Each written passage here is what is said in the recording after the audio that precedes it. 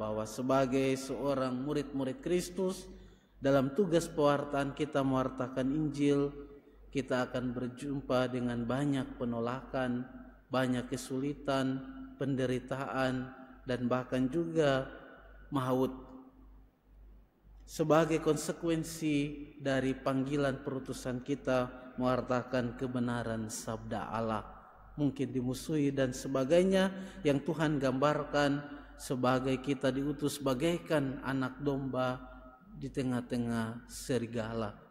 Dan hari ini Tuhan juga melanjutkan dengan mengingatkan yang sama, bahwa kalau Tuhan sendiri sebagai Tuhan, sebagai kepala rumah juga akan mendapatkan hal yang sama, mengalami hal yang sama, apalagi kita juga semua yang adalah murid-muridnya juga pasti akan mengalami hal yang sama.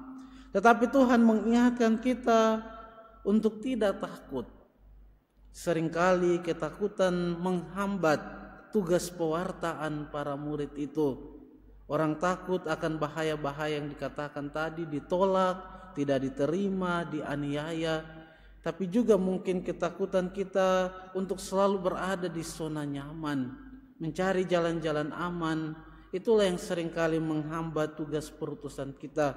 Kita takut untuk mengatakan kebenaran karena nanti dimusuhi. Kita takut mengatakan hal yang benar karena mungkin takut untuk dijauhi, takut apa kata orang tentang kita.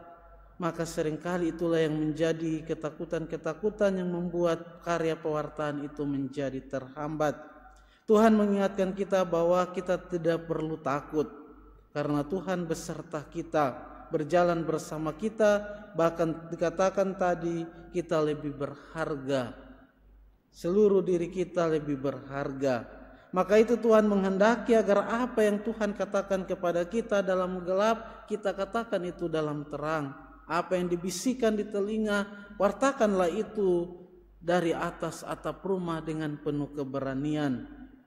Saudara-saudari yang terkasih, dalam kitab suci sendiri kata frase jangan takut, jangan khawatir itu cukup banyak. Ada yang mengatakan 365 kali disebut dalam seluruh kitab suci, sejumlah tahun sendiri, mengingatkan kita bahwa mari kita jangan takut, kita mengambil kata-kata Tuhan sendiri supaya kita berani untuk menjadi pewarta-pewartanya.